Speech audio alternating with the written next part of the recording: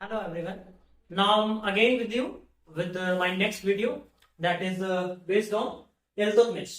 तो आइए दोस्तों शुरू करते हैं आज की अपनी एक दूसरी नई वीडियो को, जो कि आज के टॉपिक आज के विषय पर हम बात करने वाले हैं, जो कि आपकी फिर से मध्यकालीन इतिहास को हम लोग इसमें पढ़ रहे हैं और मध्यकालीन इतिहास से ही संबंधित आपका अगला बहुत ही महत्वपूर्ण टॉपिक जो कि है इल्तुतमिश। दोस्तों कल के टॉपिक में मैंने आपको बताया था गुलाम वंश पर हम लोग इस समय बात कर रहे हैं, और गुलाम वंश में ही जो पहला नाम आया था वो था आपका कुतुबुद्दीन ऐबक का, जो कि मोहम्मद गोरी का गुलाम हुआ करता था।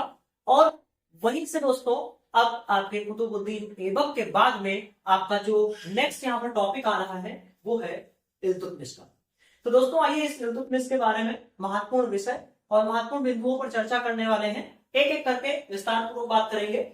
यदि आपको अच्छा लगे तो प्लीज वीडियो को लाइक करके शेयर करिएगा, और अपने जितने भी वीडियोस मेरे इससे पहले आपके आए हैं इस टॉपिक से रिलेटेड उनको एक बार देखने के लिए दोस्तों आप चाहें तो डिस्क्रिप्शन बॉक्स में लिंक दिया है, वहां से आप डायरेक्ट देख सकते हैं ताकि आपको और चीजें बेहतर समझ में आ जाए। तो आइए शुरू करते हैं। सबसे पहला बिंदु इल्तुतमिश का दोस्तों कार्यकाल पूछा जाता है, और वो कार्यकाल है 1210 से 1236 ईस्वी तक दोस्तों इसका कार्यकाल रहा है।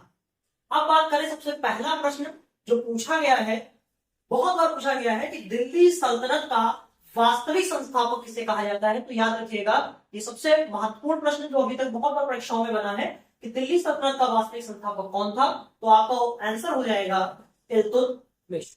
दोस्तों अगर बात करें आपके नेक्स्ट क्वेश्चन की, नेक्स्ट क्वेश्चन आपका ये बनता है कि भारत का प्रथम सुल्तान कौन था। दोस्तों आपने इससे पहले एक नाम देखा था गुलाम वंश का, जो प्रथम एक व्यक्ति आप कह सकते हैं, मैं सुल्तान नहीं कहूंगा, उसका कारण मैं आपको बताऊं क्योंकि मैंने आपको कल बताया था, कल की वीडियो को आप एक बार देखिएगा, बहुत ही इंटरेस्टिंग है, मैंने आपको उसको बताने की कोशिश की है, वहां पे न्यूमोनिक भी मैंने दिया है, तो उसको एक बार जरूर देखिएगा। मैं आपको इस बात के लिए इसलिए कह रहा हूं कि वो व्यक्ति को मैंने सुल्तान इसलिए नहीं कहा क्योंकि कुतुबुद्दीन ऐबक जो व्यक्ति था वो ऐसा व्यक्ति था दोस्तों जिसने सुल्तान की उपाधि को धारण नहीं किया था, मैंने कल की वीडियो में आपको बताया था। इसीलिए मैं आपसे कह रहा हूं कि भारत का प्रथम सुल्तान किसे कहा जाता है, तो वो आपका इल्तुतमिश। अब बात करते हैं इसके नेक्स्ट पॉइंट की तरफ। अगला प्रश्न पूछा गया है कि गुंबद निर्माण का पिता किसे कहा जाता है। तो याद रखिएगा कि गुंबद निर्माण का पिता आपका जो है वो भी इल्तुतमिश है। अगला प्रश्न, एकता प्रणाली का प्रारंभ करता, जिसने एकता प्रणाली, दोस्तों एकता प्रणाली क्या थी इस पर भी बात करते हैं। तो मैं आपको बता दूं कि एकता प्रणाली दोस्तों ये थी उस समय, ये सबसे पहली चीज, एकता प्रणाली को प्रारंभ करता कौन है, तो वो आपका आंसर हो जाएगा इल्तुतमिश। ये भी बिंदु आपका ये भी परीक्षा में पूछा हुआ ही है।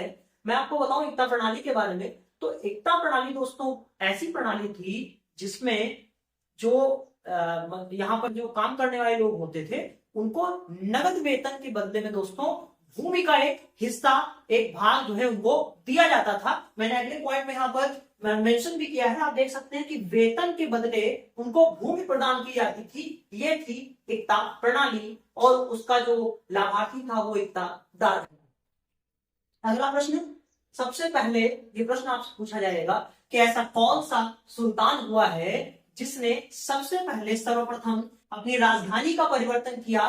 चूंकि ये प्रथम सुल्तान था, अक्सर जो है जो भी एस्पायरेंट रहते हैं, जो स्टूडेंट्स रहते हैं, वो कुतुबुद्दीन ऐबक को वहां पर मार्क करके आते हैं, जो कि गलत हो जाता है। याद रखिए कि उसने उस सुल्तान की उपाधि को ग्रहण नहीं किया था, इसीलिए ये याद रखिए कि इसने पहला ऐसा व्यक्ति सुल्तान है जिसने लाहौर से दिल्ली को पुनः स्थानांतरित कर लिया। उसके बाद आपको बताऊं कि इसी ने चांदी का टका चलवाया और तांबे का जीतने का प्रचलन भी इसी के द्वारा किया गया।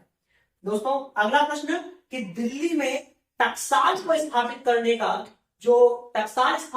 का जो क्रेडिट जाता है वो भी किसे जाता है, वो भी दोस्तों जाता है आपके इल्तुतमिश को। अगला प्रश्न जो कि बहुत ही महत्वपूर्ण है, अभी तक आपने, मैं आपको आज एक ऐसा बिंदु बताने वाला हूं जो शायद ही आपने कहीं पर पढ़ा हो। ऐसा नहीं है कि आपने कहीं नहीं पढ़ा होगा, कि ये बिंदु कहीं ना कहीं जरूर दिया है जो मैं आपके लिए लेकर आया हूं, और कहीं ना कहीं पूछा भी गया है, लेकिन बहुत ही हाई लेवल एग्जामिनेशन में पूछा हुआ प्रश्न है ये। आपने तराइन के दो युद्ध के बारे में सुना होगा, जो कि 1191 मतलब 1191 और 1192, मैंने दोनों युद्ध को दोस्तों विस्तार पूर्वक आपको समझाया था कल की वीडियो में। लेकिन मैं अब आपको बताऊं कि यहाँ पर तराइन का तीसरा युद्ध भी हुआ था, जिसके बारे में शायद अभी तक आप ना जानते हो, या बहुत से लोग जो इस वीडियो को देख रहे हैं उनको पता भी होगा।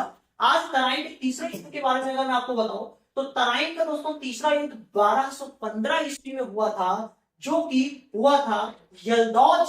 अभी यल्दौज कौन है, इस पर भी मैंने दोस्तों आपको कल बताया था कि यल्दौज दोस्तों ये भी मोहम्मद गौरी के, मैंने आपको तो 3 गुलाम के नाम बताए थे।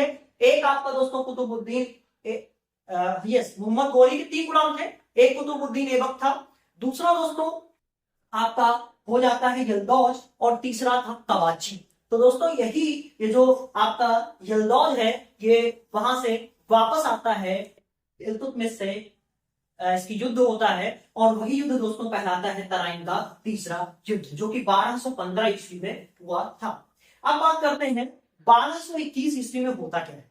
दोस्तों एक शासक जिसका नाम चंगेज खां था, और मैं आपको बता दूं कि आगे चलकर आप बाबर के बारे में पढ़ेंगे। बाबर ये बाबर की फैमिली का था, मतलब आप ये कह सकते हैं बाबर इसी की फैमिली को बिलोंग करता था। अब मैं आपको बताऊं यहाँ इसके बाद, चंगेज खां यहाँ पर बचने के लिए दोस्तों आता है। चंगेज खां के आक्रमण से कौन, मंग बारानी जो है एक होता है जो इससे शरण लेने के लिए आता है, लेकिन ये उसको मना कर देता है कि मैं आपको शरण नहीं दूंगा, क्योंकि इसको पता था कि अगर मैं शरण देता हूँ चंगेज खां कहीं ना कहीं मेरे जो दिल्ली है उस पर भी आक्रमण कर देगा। सबसे इंपॉर्टेंट वस्तु जो अभी तक की बहुत सी परीक्षाओं में बना है कि तुर्कान ए चहलगामी ये क्या है। अभी आपका एक एग्जामिनेशन जो इस समय आपके ट्रेंड में ही है, अभी हर साल होता ही है, आपने सुना होगा टेट का एग्जामिनेशन, वहां पर दोस्तों सीधा प्रश्न पूछा गया था कि तुर्कान ए चहलगामी क्या है।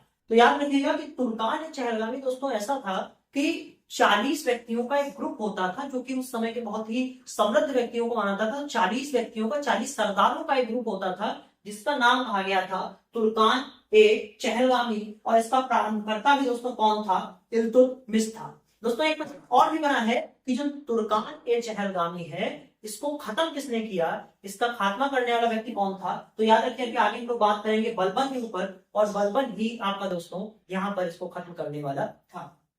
अब आइए दोस्तों इसके बारे में आगे बात करते हैं, इसके नेक्स्ट पॉइंट के बारे में, कि जब इल्तुतमिश दोस्तों अपने जीवित अवस्था में ही था, मतलब उसकी मृत्यु नहीं हुई थी, उसी समय दोस्तों उसने अपनी बेटी जो रजिया सुल्तान थी दोस्तों उसे उत्तराधिकारी घोषित कर दिया था। और आपको बताना चाहूंगा कि 1236 ईस्वी में दोस्तों इल्तुतमिश की मृत्यु हो जाती है। और जब इल्तुतमिश की मृत्यु हो जाती है दोस्तों, तो इल्तुतमिश का एक बेटा हुआ करता था जिसका नाम था बहराम शाह।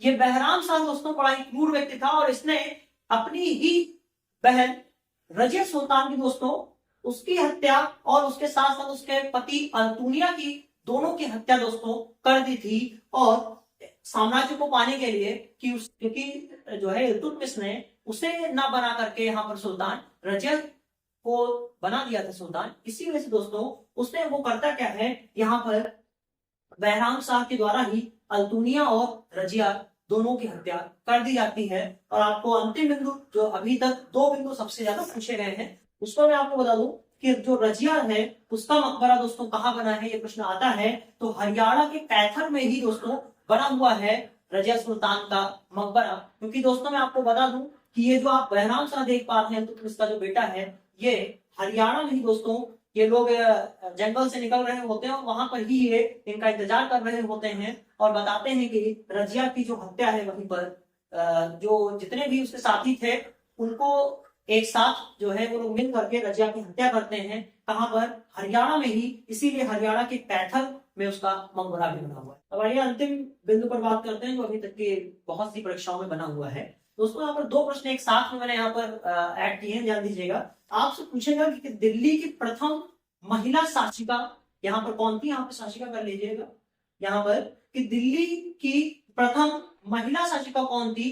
तो दोस्तों वो आपकी रजिया सुल्तान थी, यहाँ पर ये ध्यान रखिएगा कि रजिया थी। और उसके साथ साथ दोस्तों अगर आपसे पूछता है कि अंतिम मुस्लिम महिला शासिका है वो कौन सी थी, तो वो भी दोस्तों आपकी रजिया सुल्तान ही है। यहाँ पर 2 प्रश्न एक साथ में है। अगर दिल्ली की पहली महिला शासिका बात करते हैं तो भी रजिया सुल्तान है, और अगर अंतिम मुस्लिम शासिका की बात करते हैं तब भी रजिया सुल्तान ही है। तो दोस्तों उम्मीद करता हूँ कि जो भी मैंने आपको बताया है एवं सारे पॉइंट्स क्लियर हो चुके होंगे आपके। एक बार स्क्रीनशॉट आप लीजिएगा, वैसे आप चाहें तो टेलीग्राम ग्रुप में आप एक बार ज्वाइन कर सकते हैं, और वहां पर इसका मैं पीडीएफ आपको अवेलेबल करा दूंगा जिससे अपने नोट्स आप बना पाएंगे। अब बात करते हैं दोस्तों इस पॉइंट से रिलेटेड। अगर कोई डाउट है तो आप एक बार कमेंट करके भी मेंशन कर सकते हैं, वहां पे मैं कोशिश करूंगा, या कोई और भी टॉपिक आपका अगर रहता है तो आप एक बार वहां पे कमेंट करिए, मैं कोशिश करूंगा कि उस डाउट को मैं क्लियर करूं। उसके साथ साथ अगर आप चाहते हैं कि भविष्य में आपको ऐसे अपडेट्स और ऐसे वीडियोस मिलते रहें आपकी जो तैयारी में हेल्पफुल है, आप खुद जज करिए दोस्तों कि आपको जो भी कंटेंट मैंने प्रोवाइड कराया है, क्योंकि ये कहीं ना कहीं सिर्फ एक जगह का, एक बुक का या एक ही जगह कंटेंट नहीं है, ये बहुत सारी बुक्स का कहीं ना कहीं का मिक्सचर, कहीं ना कहीं से आए हुए प्रश्नों का एक कलेक्शन है, जो मैंने आपके लिए तैयार करके मैं आपके बीच में हूँ। तो उम्मीद करूंगा कि अगर आपको पसंद आता है तो प्लीज लाइक करके शेयर करें, और अपनी तैयारी को और सफल बनाने के लिए, आगे की रणनीति को पूरी तरीके से सफल बनाने के लिए दोस्तों आप चैनल को सब्सक्राइब करके बेल आइकन को टच कर सकते हैं, ताकि आपको जो भी अपडेट्स हैं और जो भी अन्य वीडियोस हैं अलग वाइज, टॉपिक वाइज आपको मिलती रहे। तो बहुत बहुत धन्यवाद मेरे साथ बने रहने के लिए। Bye bye.